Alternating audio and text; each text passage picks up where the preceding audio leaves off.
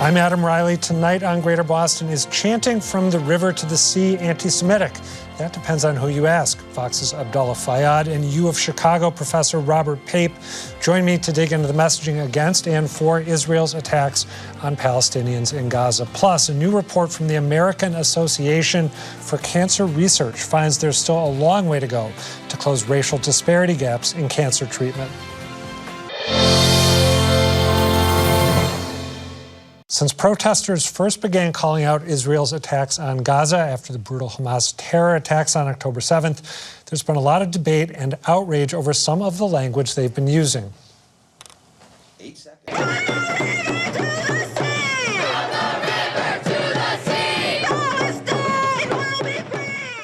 And as the protests have grown in response to the rising death toll in Gaza, over 35,000 Palestinians, tensions over these messages are continuing to build. To help us break down the outrage and what protesters do and don't mean when they say from the river to the sea, I'm joined now by Abdullah Fayyad, policy correspondent for Vox and former member of the Boston Globe's editorial board, and also Robert Pape, a professor of political science at the University of Chicago and the director of the Chicago Project on Security and Threats. Thank you both for being here. So, Robert, the seed of the idea for this conversation that we're hoping to have was planted by that big survey you did on how college students are being affected by the protests on both sides on college campuses in recent months. Can you just briefly summarize what you found in that huge survey you did?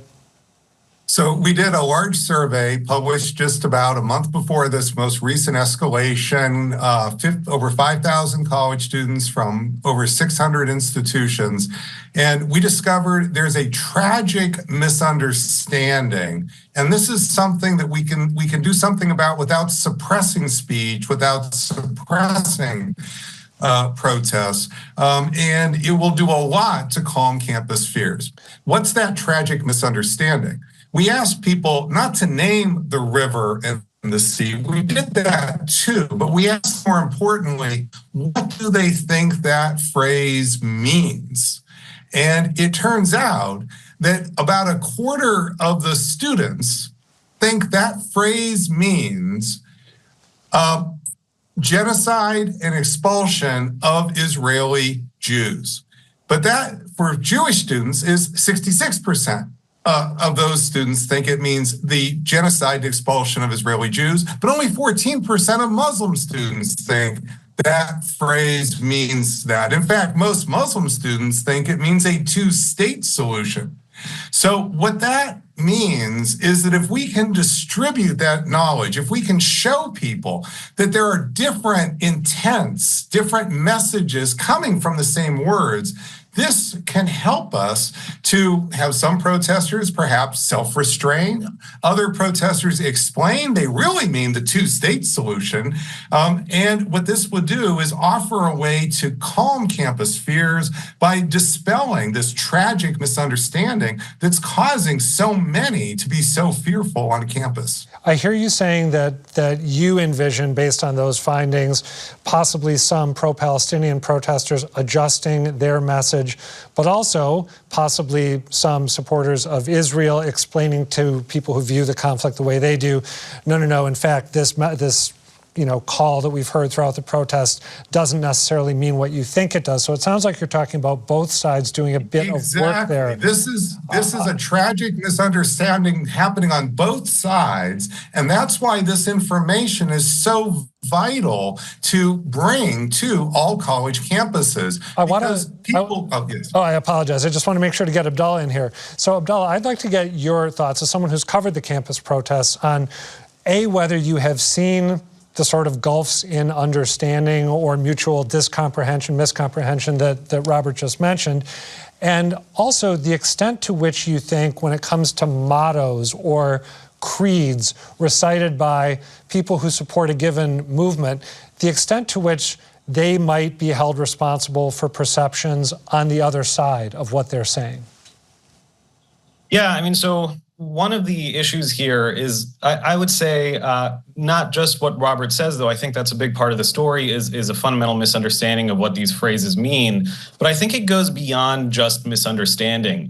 For the last 76 years, the charge of anti-Semitism has been used to suppress pro-Palestinian activism and to suppress pro-Palestinian speech. It's not just a matter of how people protest, because time and again, Palestinians are told, you shouldn't protest this way, you shouldn't protest that way, that's offensive in this way. If you boycott, that's anti-Semitic. If you disrupt, that's anti-Semitic. If you divest, that's anti-Semitic. And so over the years, the goalposts keep moving as to what is acceptable speech in pro-Palestinian circles and what isn't. And this is no different. What we've seen crop up on campuses across the country is oftentimes an exaggeration of chants that are made, sometimes an entire fabrication that makes its way through to mainstream stories. As Jewish Currents reported a few weeks ago, there was, earlier on chants at UCLA, chants at UPenn, for example, that people said were quote unquote chants for Jewish genocide. When that was later investigated, that was seen that was discovered to be a chant that said, "We charge you with genocide with respect to Israel." And we saw something similar happen. Part of the story as well. Something similar happened at Northeastern University here, where chants that were cited as the pretext for shutting down that that encampment turned out to have come from pro-Israel protesters who were basically looking to incite. Robert, I'd like to ask you to talk about the connection between criticism of Israel on the one hand and charges of anti-Semitism on the other.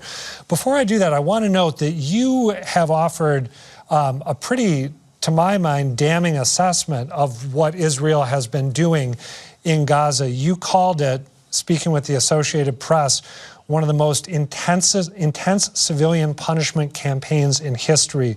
You said it now sits comfortably in the top quartile of the most devastating bombing campaigns ever.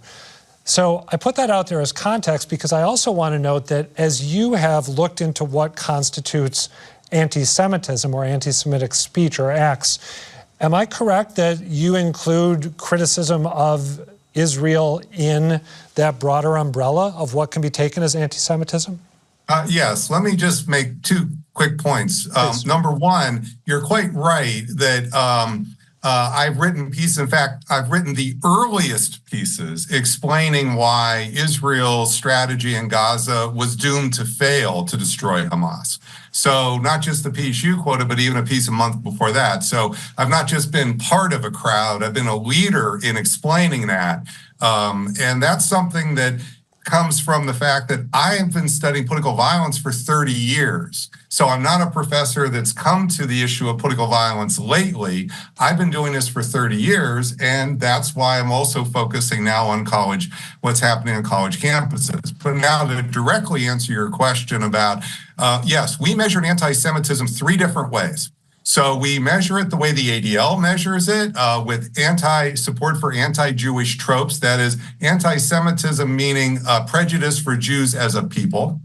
We measured it with violence in particular. Do you support, or when Jews are violently attacked, do they deserve it? So a hard edge question about supporting violence against Jews. And then third, we measure it negative views of Israel. And what we discovered is this is a very interesting academic debate, but when you support any of those 3, you're much more likely to blame American Jews for the violence that's happening overseas between Israel and Palestine. So although this is an interesting academic debate, and I'm an academic, I like those, in reality, the Jews who are being targeted, they can be targeted as either being Jewish or a symbol of Israel, but that still makes them a target. I found myself wondering, another suggestion that I know you have floated is that when people are engaged in pro-Palestinian protests that is critical of Israel and Israel's actions, that they find some way of conveying that they don't blame American Jews for Israel's actions. When I encountered that idea of yours, I thought to myself, well, to some extent, I would think that that is implicit in the participation of so many American Jews in the pro-Palestinian movement. But Abdullah, I want to ask you, we've talked about a couple possible concessions that Robert has suggested could be made on the pro-Palestinian side, broadly speaking. Are there things that you think supporters of Israel could be doing differently, ways they could be messaging differently in a manner that is more constructive as this movement, or I should say these movements continue? Because, you know, we're breaking for the summer now, but it may continue through the summer, and we may be back at it again in the fall on college campuses. Would you like to see supporters of Israel say or do things differently? I mean, I think chief among them is this conflation of anti-Zionism as anti-Semitism, and the bad faith arguments against student protesters and Palestinians more broadly as being inherently anti-Semitic in their criticism of Israel. I think that's a very dangerous trope about Palestinians, that we are so fundamentally anti-Semitic that we're incapable of expressing our desire for freedom without implying some way or another our desire, or our hatred of the Jewish people. And that's just, to me, fundamentally this racist perception of Palestinians. And that's what plagues a lot of these protests, and why you might see such a quick and swift police response, such an aggressive police response when pro-Palestinian students assemble on college campuses in the US in ways that you don't see for other causes. There's this conflation with the cause of Palestinian freedom with anti-Semitism, and I think a lot of that is bad faith. So supporters of Israel who are trying to debate in good faith have to rid themselves of the notion that any criticism of Israel, including really uncomfortable truths, is inherently anti-Semitic, especially as we are talking about a bombing campaign that has now killed over 35,000 Palestinians in Gaza, and just the sheer devastation, the humanitarian crisis that Palestinians are facing today. I want to throw one more question at you, Robert, and we don't have a ton of time to get into it. We could talk about this for a long time. We'll have about a minute, but there's a bigger philosophical question, I think, behind everything that we've been discussing here, which is what are protest slogans and protests themselves for? Are they about affecting concrete change? Are they about giving the purest possible voice to rage and grief that people feel? Are they about convincing the other side, maintaining a civil environment in a place, in a context like a college or university campus? Robert, I wonder if you think that if the concessions that you think could be made by pro-Palestinian protesters were made, do you think they'd be more likely to get a sympathetic audience to, for example, their calls for divestment from Israel?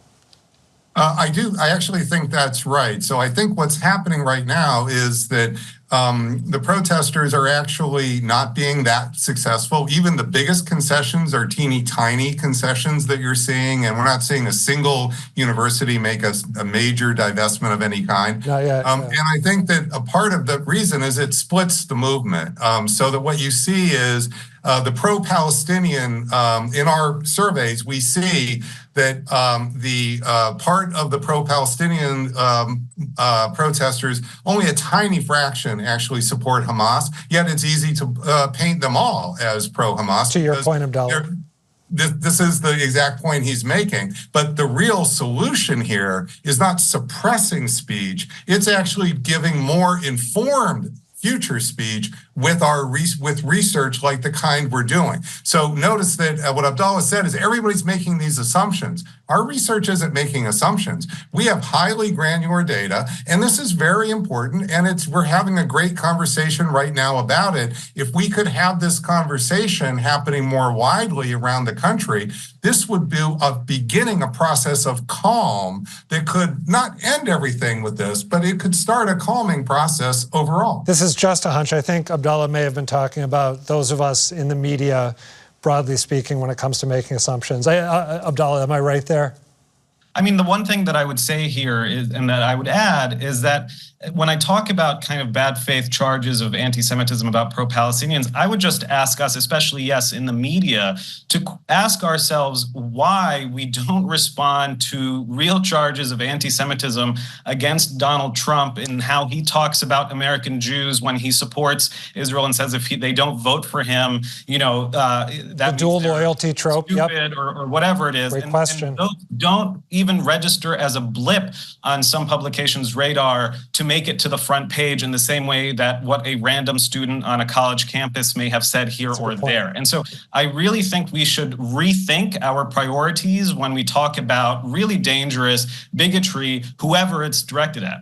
All right, on that note, Robert Pape, Abdullah Fayyad, thank you both for talking this very delicate and tricky stuff through. Appreciate it. Thank you. Thanks so much for having us on. Black and Indigenous Americans are more likely to die from cancer than any other racial groups in the country, even though they don't get cancer as much. That's according to the American Association for Cancer Research, which is just out with its yearly report on disparities in cancer research and treatment and what the field can do to close those gaps. I'm joined now by Dr. Colin Weeks from the Mass General Cancer Center. He is on the steering committee for this report. Dr. Weeks, thanks for being here. Thanks for having me. What surprised you most in this year's report? I mean, I think the big surprise, and not necessarily this is a surprise per se, but it's that overall things are improving, right? It's just really that the gap is sort of maintained. So the gap in outcomes are maintained, but if you look at sort of in general patients with cancer, the outcomes are improving for all patients, although the differential magnitude of benefit is different. So am I right that the outcomes are improving for all patients and some of the disparities are also being reduced, correct? That is correct. I think we have a graphic actually from the report that points that up. It highlights the narrowing of the gap between the overall cancer rate between the white and black populations. It was 33% in 1990. It's down to 11.3% in 2020. Yeah. Still substantial, not as big. Yeah. Why does that gap exist? You know, it has to do with resources, right? At the end of the day, the resources that we have in life put us at different risks for things like stress, obesity, other factors that result in patients developing cancer. And then the other component is that the resources also impact our capacity to access care and access the sort of most avant-garde care for our given cancers. And then it also impacts our capacity to screen patients, right? So even if we do screening and we detect that a person has a risk for cancer, how do we get them to the next stage where they actually get that risk assessed? And so it's a multifactorial approach, but I think the bottom line in society is that patients who have less resources, whether they happen to be Black or other indigenous populations, really it's the resources that they have available to them that put them in these risk factors. Or, tell me if I've got this right, there's also the question of socioeconomic class, right? Which obviously is linked to demographics, but I think we've got another graphic that I'd like to pull up. You were talking about screening. There's a huge gap when it comes to people who have a good chunk of money, who are living at 400% over the federal poverty level, and people who are living near it and might qualify for Medicaid. 81% of people who are 400% over the federal poverty level get screened for breast cancer, presumably women getting screened for breast cancer, 65% of lower income people, 83% for cervical cancer versus 67. So same story. Yeah, so I mean, socioeconomics is resources said in a different way. It's still the same problem, right? Is having access to these opportunities for screening, but also having the time, right? If you're working hard and your job doesn't allow you to take the time to go get screened, that's also an important part of this conversation. Yeah, I had a doctor's appointment in the middle of the day today and I was able to go to it because here they're very accommodating when it comes to that sort of thing. But if you're working a shift at a fast food restaurant, you might not be able to do that. Absolutely. Okay, given that socioeconomic gaps are huge and very entrenched and intractable, are there things that the medical profession could be doing as those gaps continue to exist to continue narrowing the disparities that we're talking about here? So I think a big thing that medical centers can do, and I think right now in Boston in particular, there's sort of a reorganization of cancer care in the city and in the state of Massachusetts, right? And so as that occurs, the more that people of different disparate backgrounds sort of express their desire to get appropriate care, right, that's going to be important. So what I think that the institutions can do, such as MGH, can really begin to do a better job of engaging the communities in which they serve and really listening to those communities. An example of something of those natures, we are going to be doing something called the Cancer Equity Colloquium. It's a 2-day symposium on cancer equity in June. And the goal of that is to bring patients or the general community next to in a room with people like me, the business sector, so that we can all talk and realize that actually, number one, we're all humans, not that different, right? But as we engage each other, we realize that there might be unique opportunities for collaboration and develop unique opportunities to sort of address cancer equity. Where are you going to be doing that 2-day event? Right, so this will be on June 14th and 15th at the MGB headquarters in Somerville. It'll be a 2-day event. It's a Friday and a Saturday, and it's going to have a real sort of diverse plethora of speakers addressing cancer equity in different ways. It sounds like a first-time thing, right? You haven't done this. This is actually the third time we're doing it. Oh, my bad. Yeah. No. But it's the third time we're doing it, but it's growing each year. Why are more young people developing cancer? I think it has to do with our environment that we live in. There's more toxins that we're sort of associated with. It also probably has to do to some degree our diet and what we're sort of consuming. And then maybe there's some degree of genetic drift that's occurring. But once again, I think it's a multifactorial problem that we don't really have a great answer or a hold on, but it is something that we're seeing. You started off with good news, which went against my tendency to emphasize the negative, and bad news, which I think is shared by a lot of us in the media. Yeah. Are there any other pieces of good news in the report that are worth highlighting? You know, I think there's something that's sort of ongoing, which is this concept of ancestral oncology and sort of understanding how ancestry impacts cancer disease as well as cancer care. And what that has to do with is there may be unique opportunities for sort of drug development that can lead to unique opportunities for better outcomes. So one thing about cancer in general, in the last decade in particular, there's been tremendous impact and outcomes for patients in general. What has not happened, though, is we've not had diverse populations participate in those clinical trials. And then, so as a result, there are some people who are being left behind, i.e. this gap that we're talking about. And so one of the really important things going forward is, and this is what institutions are focusing on, is diversification of clinical trial participants, as that may also increase different genetic subtypes that may respond to therapies. But we also know that patients who participate in clinical trials, just simply participate in clinical trials, they have a better outcome than other cancer patients. Oh, I didn't know that. Yeah. I never heard And it has to do with the fact that they're just monitored so closely, so things get addressed very quickly, and as a result, patients ultimately do better. And again, I think I heard you say in the middle of that sentence that you just spoke that there are disparities when it comes to who participates in clinical trials. Absolutely. And that's one of the things I think that MGH is focusing on. I think that will be a thing that a lot of cancer centers going forward is going to focus on as well. And that's in part, the FDA has also made this an important component of the regulatory process as well. So there's lots of movements in different ways to try to address this issue of cancer equity. But it's going to take some time, and it's going to take some real hard conversations. How long do you think it will take before the medical profession can get to where it needs to be, to where people are sufficiently engaged? And this is front of mind, not just in some communities, but in all communities. So I think that's a loaded question. It wasn't supposed to be. But let me explain why. So if the NCI was developed 50 years ago, and so over the course of these past 50 years, this gap still exists, right? Now, I think what's happening is that there's increased focus on this gap now because of, I think, leadership changes and sort of, and as a result, I think we are moving forward. It has been shown that if you take patients who have similar backgrounds to their doctors, there's a benefit associated with that, right? So as a community focus on the next generation of physicians and healthcare providers, it's also going to be important that we look to increase the diversification of those individuals as well. I'm really glad you mentioned that. I had meant to bring that topic up, and I was going to boff it and not do it. So thank you for catching it. Yeah. Dr. Colin Weeks, thank you. Really a pleasure talking with you. Thank you.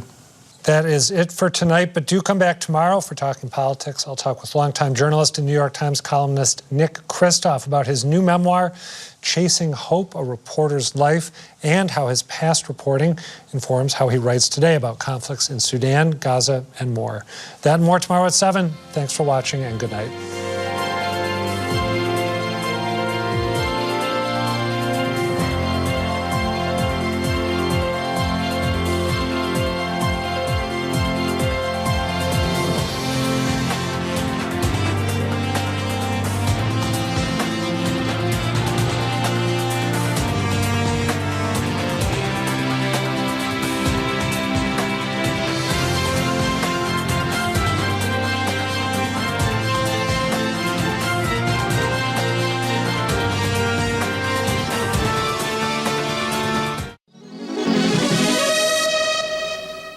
Hey folks, Edgar B. Herwick III here from GBH's Curiosity Desk, where you ask questions and I find answers. And today, we take a trip to the spa. Life here in Massachusetts is chock full of little quirks. You can see an IMAX movie at a furniture store. Our bowling balls are half as big and don't have any finger holes. And yes, convenience stores are sometimes called spas. That is something that has long puzzled one loyal fan of the Curiosity Desk. I was wondering if you know why convenience stores or corner stores in Boston are called spas. Now that word spa comes to us from, of all places, Belgium. Specifically, a small town in Belgium named Spa. And they named it Spa because it was built around this natural bubbling mineral spring thought to have healing powers. The word spa derives from the word espa, which means spring or fountain in Walloon, a Romance language spoken in parts of Belgium. Resorts built around mineral springs like the one in Spa began popping up all over Europe and the US in the 19th century, and they became known as spas. So from there you can see why we use the word today for anything from a swanky resort to a health and wellness place, even a backyard whirlpool. But a convenience store? The use of the word spa in this sense is unique to this area, and it goes back at least as far as the late 1800s. We know this because there are people like Julie Roberts in the world. She studies regional dialects, including the one that we speak around here, which is known in linguistic circles as Eastern New England English. It's wicked nice out. I'm gonna go to the spa to get a Boston tonic. See, that's classic Eastern New England English right there. Roberts tracked down one of the earliest known usages of the word spa in this context in print. It was in a story about Boston from a Pennsylvania newspaper. In Boston, Thompson's Spa, the greatest soda resort at the Hub, easily clears for its owners $50,000 a year. What made Thompson's Place a spa was the bubbling soda fountain. And of course, for decades, soda fountains were a staple at drugstores and five and dimes, themselves the forerunners to the modern convenience store. There you have it, a little quirk of Eastern New England English that upon closer examination actually makes a whole lot of sense. Don't forget to like and subscribe, and perhaps most importantly, let me know what you are curious about, because hey, I might just look into it for you. I'm Edgar B. Herwick III. Stay curious out there. Sweet, there's one on my shirt. You might want to take it off.